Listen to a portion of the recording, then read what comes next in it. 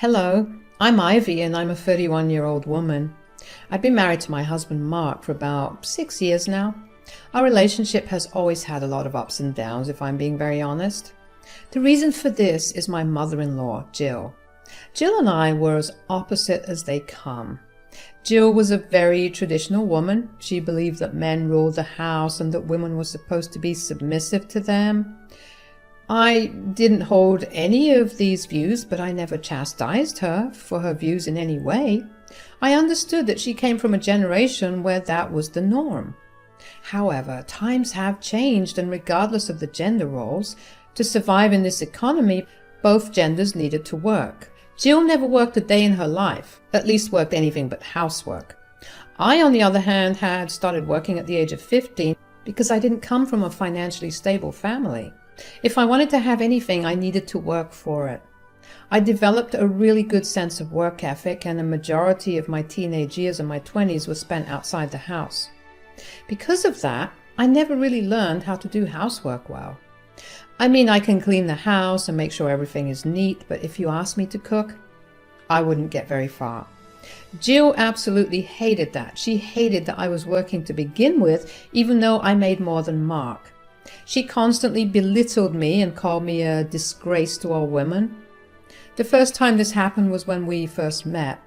At that time, Mark and I had been dating for over a year, and he wanted to introduce me to his mother. His father had died just a year ago, but he left Jill with enough money to live the rest of her life comfortably. Being that she was the only parent he had, he wanted me to meet her and get her approval.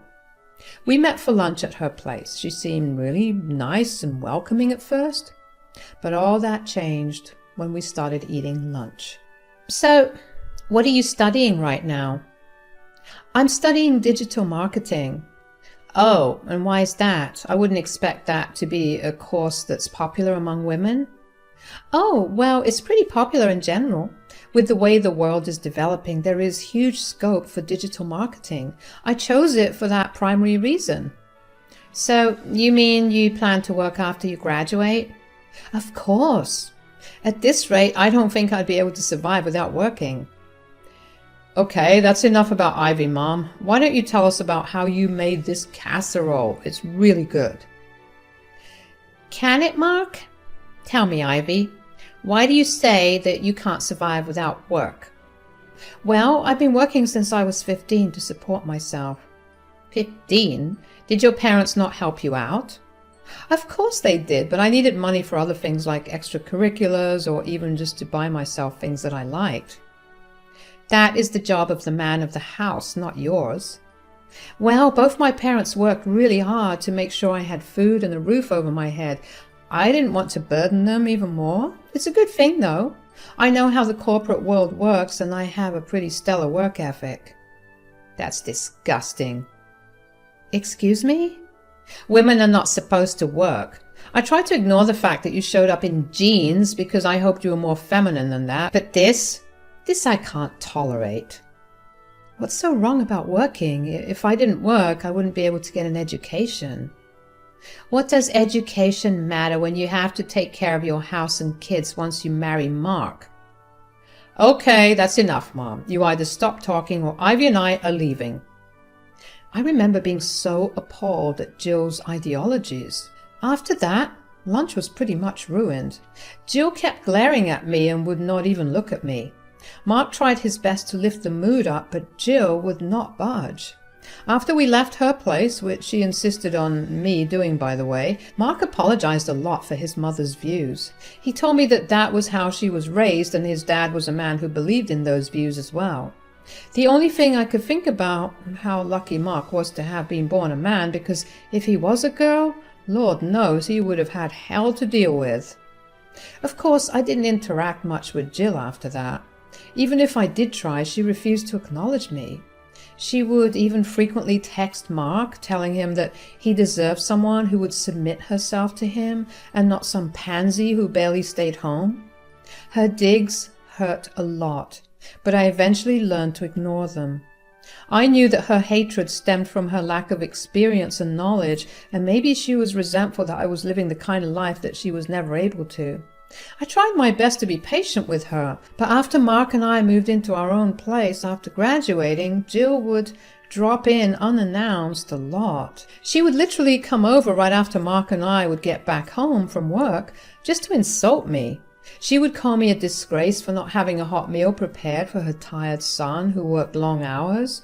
I tried to defend myself by telling her that Mark and I worked the same number of hours, so there was no way that I could do everything she wanted me to do for him. She wouldn't listen, and eventually I stopped trying to defend myself to her. She would then walk around the apartment and pick apart everything that was wrong with it, from the interior design to its cleanliness. I dealt with it for a few weeks, but afterwards I had to put my foot down. I talked to Mark about it after Jill had come over that day and yelled at me for not recognizing that one of the bulbs in one of the lamps in our living room was dimmer than it used to be. Yes, she was that particular about things. I just can't take it anymore. I'm so sorry, Ivy. Your mother can't just waltz in every other day to berate me. Do you even know how much anxiety I've been experiencing this past few weeks? I've been having nightmares about it. I'm so sorry that you have to go through that. Sorry won't cut it, Mark. Well, what do you want me to do? There are a lot of things you can do. For starters, maybe tell your mother not to come over so often. You know I can't do that. I'm her son. Great. Then you go over to her place. You don't get to decide who comes here and who doesn't. I live here too. I'm not saying that your mother isn't welcome here. She's welcome here as long as she isn't going to insult and belittle me. Look, you know my mom has a lot of strong and strange opinions. I wish I could contradict her and tell her to stop, but she's too sensitive for that.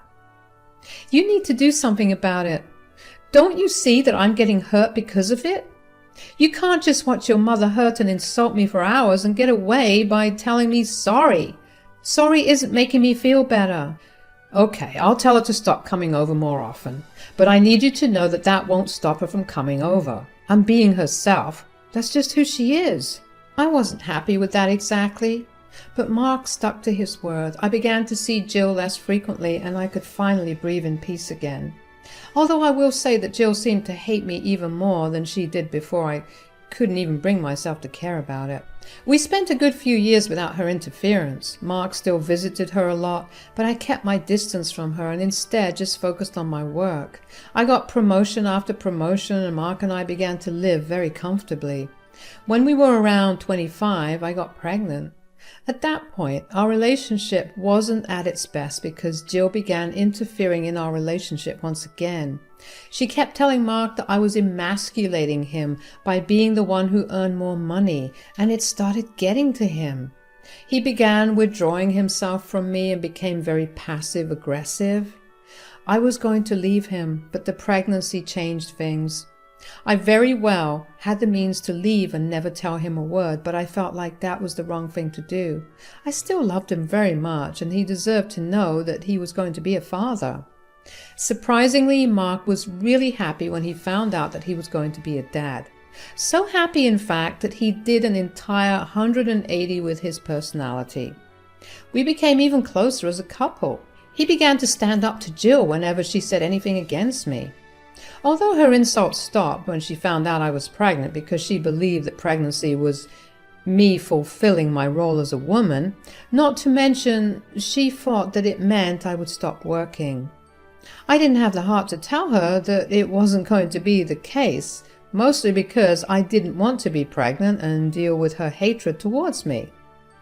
Mark and I decided to get married at a very small and intimate wedding where all our guests were only our closest friends and family members. A few months after getting married, we had our son. Mark began to distance himself from Jill after the birth of our son. He took his role as a father very seriously. He had no time to be with Jill, although he still did talk to her every day on the phone and visited her once every other week. Jill was fine with it and even accepted that this was all part of the process of her son growing into adulthood. What she did lose her mind over was my returning to work after 1 year of my son being born. My company was very progressive, and I got paid maternity leave for however long I needed. Once my baby was weaned and able to be away from me for extended periods, we put him into daycare. Jill would call and text me every day to tell me that not only was I an awful wife, but I was also a horrible mother. She even tried to call CPS on me once, but that matter was very quickly resolved, although Jill did get a stern warning for false reports. After that, a switch flipped in Mark. I guess nearly having his son taken away because of his mother's prejudice rocked his world in the worst way possible. Mark and I had a lengthy discussion about Jill's behavior, and we decided that we did not want her to be a part of our lives anymore, at least until the foreseeable future. I was surprised that Mark was willing to take such a large step, but with what she said, there was no telling of what she could do in the future. We just wanted what was best for our son, so we went over to Jill's place the next evening after our huge discussion and told Jill about what we were planning on doing. "Oh, hey Mark, how are you doing?" "Look, Mom, we're just going to cut to the chase here." "Oh, no need for all that. Why don't you guys just come on in? Let me see my grandbaby." "No, don't act like you loved our son when you tried to have him taken away from us." "I only reported it because I didn't think Ivy was being a good enough mother." "If she wasn't being a good mother, I would have taken care of that myself. You have no right to interfere in our family." "I am a part of your family. If you were, you would have treated Ivy with the respect she deserves. Why don't you see how crazy it is for you to leave your baby with strangers?" The decision to put our son in daycare was a decision we made together. It is not up for debate. And I get that you have an opinion about it, but I mean this most respectfully. I don't care. We know what's best for us, and I want you to stay out of it. This woman is brainwashing you into believing all this mumbo-jumbo. You know what your father would have done if he knew how you were raising your son? Ivy is not doing anything of that sort. She earns more than me, and in fact it would be wiser for me to quit my job and become a house husband than her to stay at home. You wouldn't dare. Whatever happens in our family, you have no right. Stay out of it. I'm tired of you imposing your ideologies on us. If you try to do anything more, I will have a restraining order placed against you." After that, Jill pretty much stopped bothering us. Initially, she still texted and called us a lot, but eventually that too stopped. Out of obligation, Mark would make weekly calls to ensure that Jill was doing okay, but that was the extent of our conversations with her. That was how it passed for the next 5 years. A lot happened, but let me tell you, there was not a day that went by where I wasn't grateful that Jill wasn't there to berate or insult me. That all changed when she reached out to Mark one day on her own. She had called him when he was at work. When he came back home, Mark seemed really distressed, but refused to speak about it except to tell me that Jill had called him. He behaved weirdly for the next few days, no matter how many times I asked him what that call was about. Finally, I had enough, and I asked him for one last time what was wrong. "You better start telling me what's wrong, or I'm going to call Jill up myself and find out." No, don't do that. I'll tell you." "Good. Now tell me." "Mom called me the other day to tell me that she needed our help financially." "Financially? Didn't your dad leave her with more than enough money?" "That's exactly what I asked her. She told me that she got scammed and ended up losing all of it." "My God, what kind of scam did she get roped into?"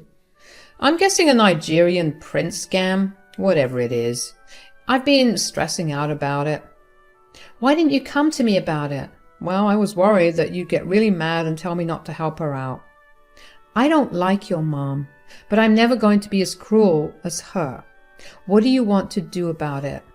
"Well, I know we have our own finances, but I really don't have anything by the end of the month to give Mom." "Of course I'll help her out. How much do you think she'll need?" "Around $2,000. That's going to require us to cut back on some things, but that's fairly doable." "Thanks a lot, darling." "Of course."